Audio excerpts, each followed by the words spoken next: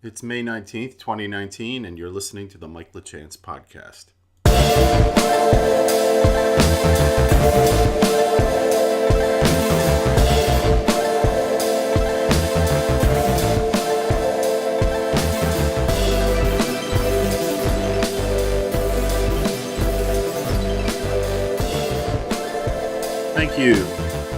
Thank you for listening.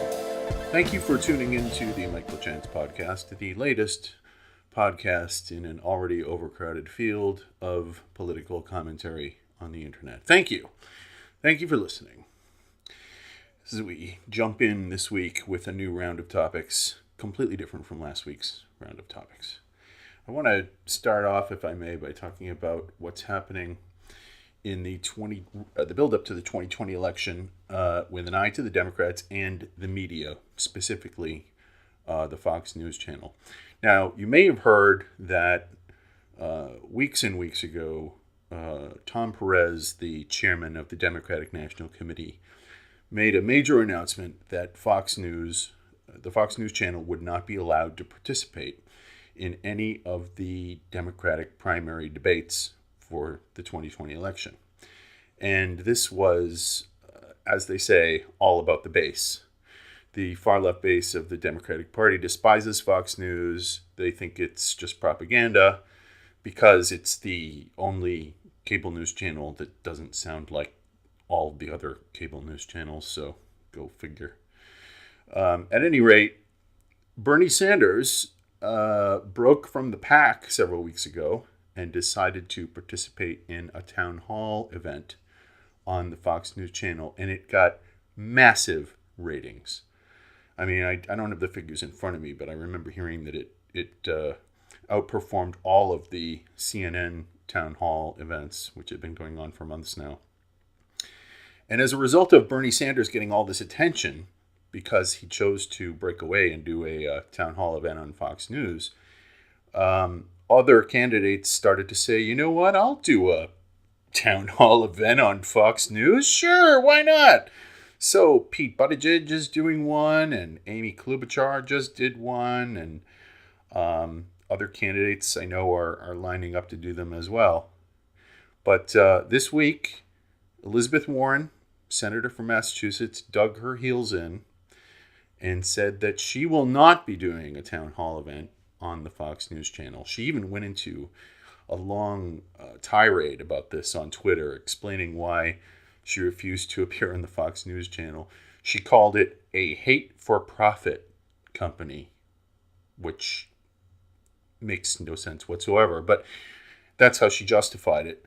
When she calls it hate-for-profit, of course, my first thought is, well, if the Fox News channel is hate-for-profit, then what do you call CNN and MSNBC, which are just like Resistance Central? You know, I mean, if you hate Trump, you watch CNN and MSNBC to get your worldview confirmed day after day, night after night. You know, Elizabeth Warren loves to go on MSNBC. She was just recently on the Rachel Maddow show. She loves to go on the Maddow show, and she loves to talk to CNN. But that apparently is not hate for profit, which is exactly what it is. I mean, come on, if we're going to be serious here, CNN and MSNBC are hate for profit. They're hate Trump for profit. And in the many, many months, the over 2 years of the Russia investigation, MSNBC and CNN never saw better ratings because people were tuning in, you know, to get their nightly I hate Trump news. So it's just very ironic for Elizabeth Warren to use the word hate to describe the Fox News channel, but yet she's fine to go on CNN and MSNBC.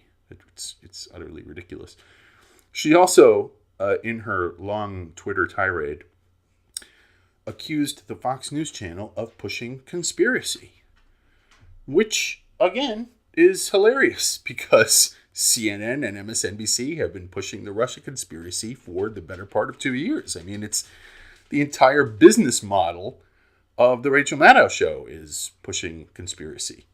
And it's made her very wealthy as a result. It's made her number one on MSNBC. It's even made her number one in her time slot occasionally over the last couple of years. So It's kind of amazing for Elizabeth Warren to go down this road, but I would expect nothing less from a fraud such as her. But if she really wants to talk about conspiracies, I mean, we can talk about conspiracies. Let's do that. Let's talk about conspiracies right now.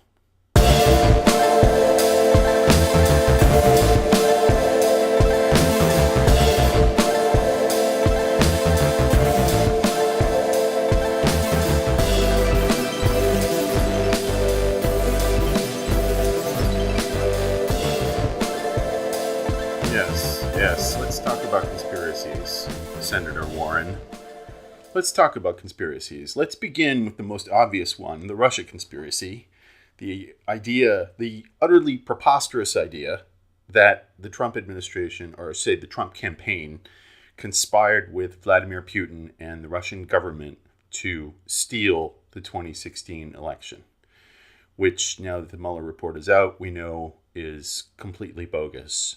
But that didn't stop people in Elizabeth Warren's party, including Warren herself, from pushing this conspiracy for the better part of 2 years with the help of the entire Democrat media complex, unelected members of the deep state, and countless activists on the left who held, protests constantly and accused Trump of being a Russian agent. You even had people like John Brennan going on CNN and calling Trump a traitor. I mean, if you want to talk conspiracies, let's start with the most glaring example, Senator Warren. And of course, I'm not the first person to say what I'm about to say, and I certainly won't be the last, but it really does bear repeating that the entire Russia collusion hoax was intended to serve two purposes. It was a two-pronged effort here. The first and most obvious effort, or the reason behind this, was to delegitimize the 2016 election. Because obviously, if they could prove that Trump had somehow conspired with Russia to become president of the United States, then we could somehow go back and reverse the 2016 election and invalidate Trump's presidency. So that was reason number one behind the Russia conspiracy. And then the second prong of the Russia conspiracy was to the same end, but just not as severe. So the first part was, let's just delegitimize the 2016 election and Trump won't be president anymore. But the second was, well, if we can't overturn the 2016 election, then at least we can hang the Russia investigation around Trump's neck like an anchor and make it impossible for him to govern and make it impossible for him to get anything done. And that certainly was the second prong. And when you consider that that was the second prong, it's absolutely miraculous that Trump has been able to achieve what he has done since becoming president. Because, of course, this went on for over 2 years, but he still managed to deliver the tax cuts. He still managed to deliver lots of judges, including 2 Supreme Court judges so far. And he's going to continue even more so now that the Mueller investigation is over.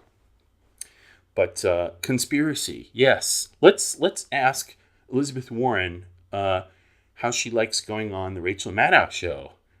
Conspiracy Central. I mean, Rachel Maddow was so deep into the weeds on the Russia thing, and her audience was so waiting for her to deliver that final death blow to Trump's presidency, that when the Mueller investigation ended and Rachel had nothing to deliver, her ratings dropped almost in half overnight. Same thing happened at CNN. It was really amazing to watch. But this all goes to the core of the Democrats' mission, which is, if we can't undo the 2016 election, then we will just constantly call into question Trump's legitimacy as president and prevent him from getting anything done. That's what it was all about. And even though the Mueller investigation is over, you still see this playing out all the time. Even with many of the people who are running on the Democrat side for 2020. Just this week, old Grandpa Joe Biden, was at some campaign stop somewhere. I think it might have been in New Hampshire. Don't quote me on that, but it was definitely this week. He's talking to this woman who was part of a crowd assembled around him, and she freely admits at the beginning of her commentary that she has Trump derangement syndrome, and that she doesn't believe that Trump is a legitimate president.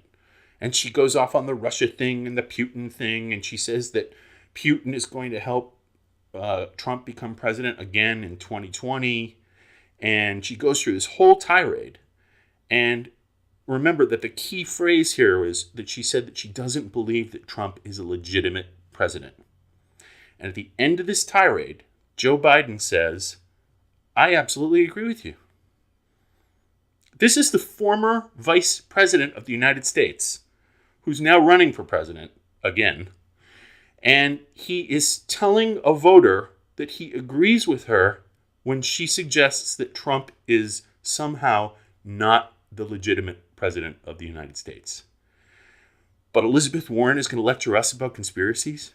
Really? Really?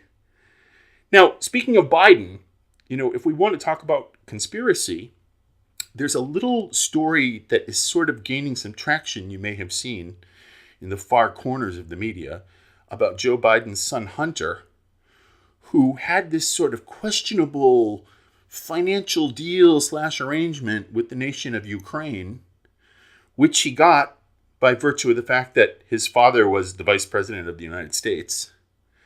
And I'm not kidding here. You just Google Hunter Biden Ukraine and a few stories will come up. Probably nothing from MSNBC or CNN, but you will find some material on this. And there was even one report this week in the Washington Free Beacon. And they are excellent, by the way. If you're not reading the Washington Free Beacon on a daily basis, you really need to be. They have great reporters. You'll find stories there you won't find anywhere else. And they really know how to dig into a story.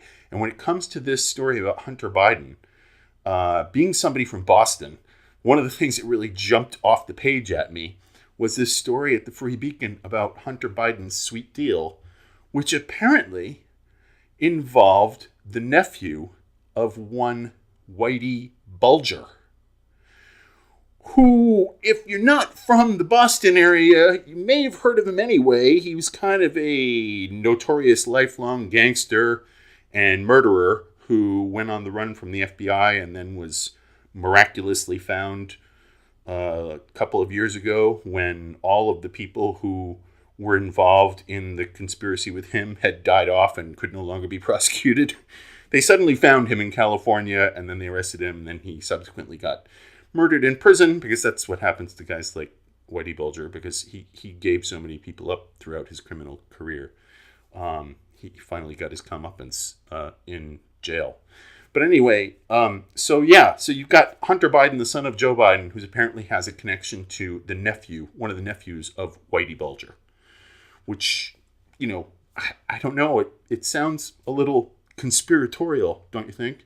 And the article at the Free Beacon also mentioned that John Kerry's stepson was also involved in that deal. So I expect that as the 2020 Democratic primary begins to heat up and some of these candidates begin to turn on each other, to attack each other in order to gain for themselves, I imagine this is going to come out at some point. Somebody's going to hit Biden on this from the left, and then the media will have no choice but to cover it because a Democrat is saying it. So that's the way that works. Once a Democrat says something, then people at CNN and MSNBC have to cover it because a Democrat said it.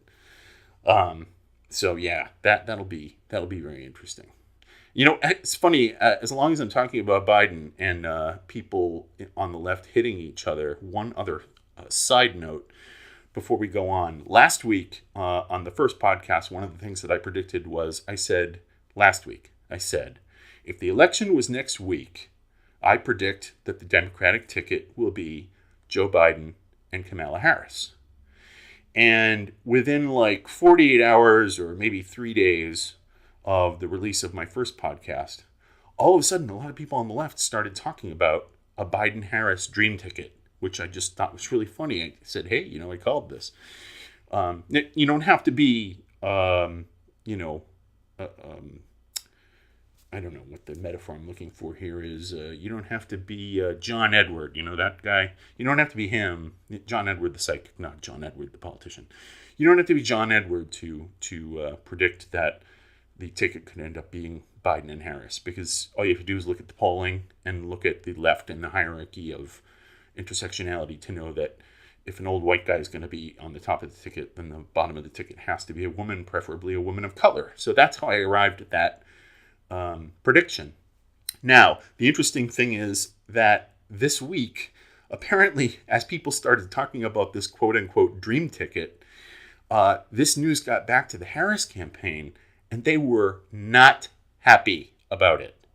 Really not happy. In fact, there was a story in Politico this week that said that they were infuriated by this news. And the reason is because they believe that Kamala Harris should be, she shouldn't be talked about as a possible VP candidate.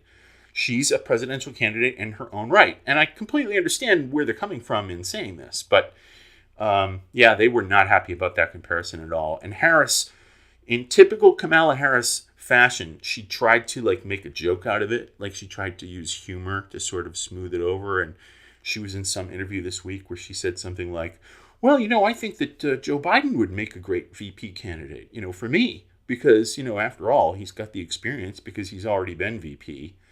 So she tried to sort of joke over it, but it didn't go that well.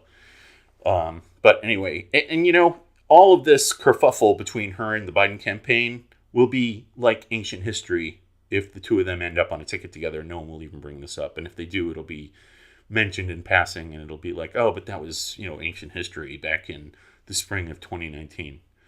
So anyway, that's your first example of people on the left hitting each other. There's going to be a lot more of that to come in the coming months, I promise. But anyway, getting back to my original topic here about conspiracies and questioning Trump's legitimacy as president, and the effort of the Democrats to do this through pushing this Russia conspiracy. I mean, just look at Hillary Clinton, okay? Hillary Clinton is over 2 years out from losing the 2016 presidential election to Donald Trump, and she is still pushing the idea that it was somehow rigged against her or unfair. She clearly still doesn't accept the election results. Just last week or the week before, she was at some forum. This is on YouTube. You can find the video. I'm not going to play it for you, but just trust me, you can find it. It's out there. Where she said something like, she was talking about how some of the 2020 Democrats who are running have come to her for advice. Why they would go to her for advice, I have absolutely no idea. She's the last person I would want to take advice from if I was a Democrat running in 2020. But apparently some of them have spoken to her. And she went on to say that she told them, well, you can run the most perfect campaign in history and the election can still be stolen from you. She used the word stolen.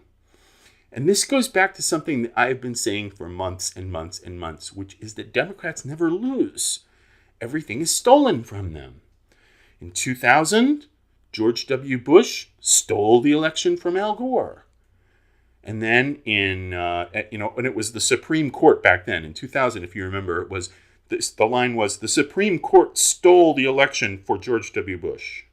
And then in 2004, when George W. Bush went up against John Kerry, then it was Ohio. Then the line was, Ohio stole the election from John Kerry and handed it to George W. Bush. And now here we are back again in 2016, and Hillary Clinton is saying that the election was stolen from her. They never lose. They only win, or it gets stolen from them. That's just the way it goes. And of course, at the same time, you've got Stacey Abrams, who ran as a Democrat for governor of Georgia in the midterms of 2018, just last fall. And she still hasn't accepted the results of that election. And she's still going around saying that the election was stolen from her because of voter suppression. There is absolutely no evidence to support her claims whatsoever. But she still goes on TV and says it all the time. She hasn't conceded the 2018 Georgia governor race because she still believes that she didn't lose. And she's actually said those words on TV repeatedly. And nobody in the media ever seems to call her out for this. They just pat her on the hands and play along with her little delusion and allow her to continue saying that she didn't lose. But she did lose. She did lose. And so did Hillary Clinton. And so did John Kerry. And so did Al Gore.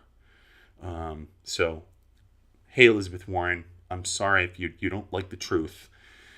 But that's it. It's really not a conspiracy.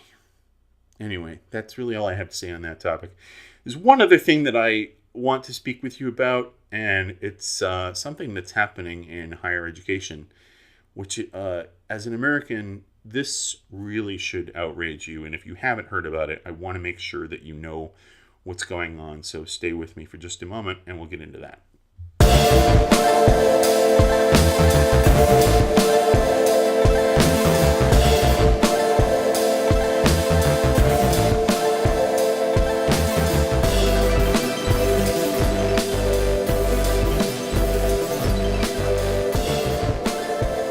So the last thing that I want to talk to you about this week, something really outrageous is happening at Harvard. And I don't know if you've heard about it because it's gotten some news coverage, but in my opinion, not nearly enough. So there's a law professor at Harvard named Ron Sullivan Jr. He's been there for a while. His wife, Stephanie Robinson, is also a lecturer at the law school. And the two of them are deans of a house at Harvard called Winthrop House. This is this weird house system that they have at Harvard where, like, instead of dorms, they're houses, and houses have deans, and they live there, and, sort of like in an apartment type setup. Anyway, so Ron Sullivan and his wife, Stephanie Robinson, have been the deans for Winthrop House.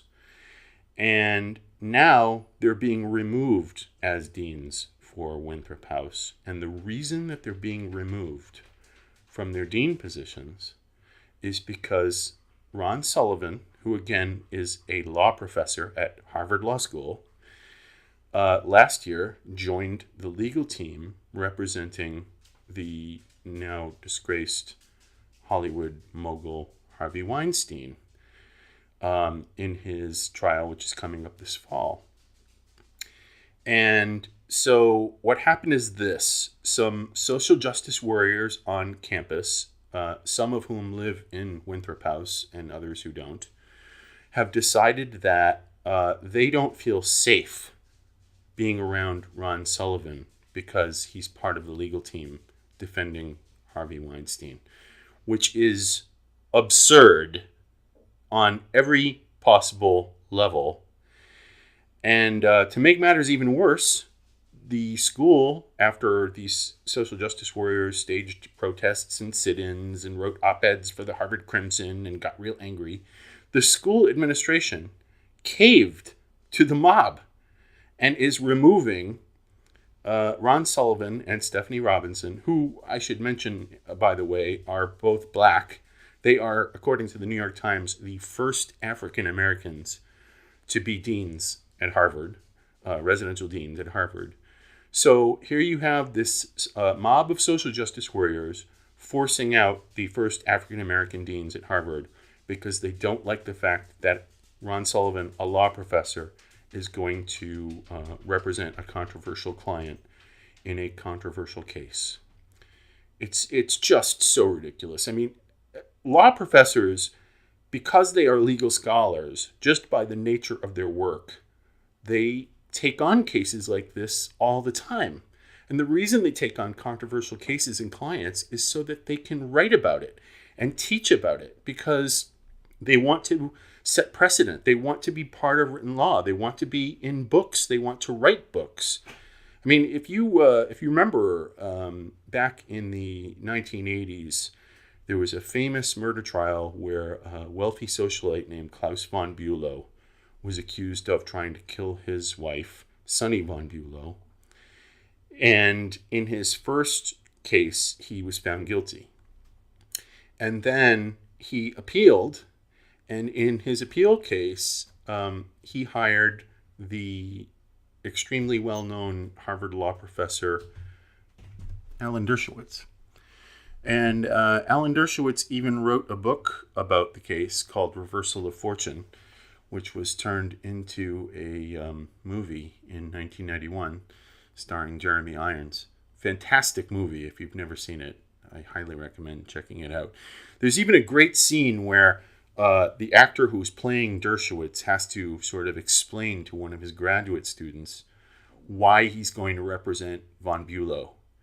And it's excellent. Just, he goes into this really eloquent defense of our legal system and how everyone deserves a competent lawyer. And, you could see someone making the same argument in this case with Ron Sullivan and Harvey Weinstein. In the court of public opinion, Harvey Weinstein is kind of already guilty because people have already decided that, yeah, he did all those things he's accused of. That may be true or it may not be true, but certainly no one would defend what he's accused of doing. He's grotesque. What he's accused of doing is disgusting. But that doesn't change the fact that he's entitled to a rigorous defense from a lawyer. And it makes perfect sense that a law professor would want to be involved in this because it's a landmark case. But nobody has explained this to the precious snowflakes at Harvard, who for some reason seem to think that Ron Sullivan joining Harvey Weinstein's legal team means that Sullivan is somehow complicit in Weinstein's crimes, which is not the case at all. And I never even went to law school, but I know that somehow, I guess. But yeah, this is happening. This is actually happening. It not only did the SJWs at the school mount this case, but they were successful and the school caved and went along with them. And so now Sullivan and his wife are out at Winthrop House, which is just absurd on every level. There's just no other word to explain it. Maddening, maybe. Angering, maddening, those work too. This is one of the reasons why a lot of people in America, people like me, don't think that college should be free. Because if college is free, colleges in America and universities in America are already becoming like indoctrination centers for the left. People enter college as a normal human being and somehow over the course of several months become transformed. Not all of them, but many of them become transformed into social justice warriors once they become woke. And so, and then they want to support people like Bernie Sanders and Elizabeth Warren. And that's exactly why Bernie Sanders and Elizabeth Warren want college to be free, is because that's where their supporters are created. So that's why I don't think college should be free. There's a great interview with Professor Dershowitz on the Fox News channel this week with Laura Ingraham, where he was discussing this very topic. And he was talking about how the students said that, made the argument that having Ron Sullivan around made them feel unsafe. And he said, if you feel unsafe around a successful law professor, you don't belong in college. You belong in preschool. And he's absolutely right. He's absolutely right. The I don't feel safe argument is a stupid argument. And if that's the best that you can come up with, then you need to explain to the rest of us how you managed to get into Harvard in the first place. So anyway, that's all I have to say on that subject. Very disappointing that Harvard is caving to the mob. Very, very disappointing. Anyway, that's probably all I have to say for this week. I hope you'll tune in next week for a whole new round of topics. And until then, please keep it real.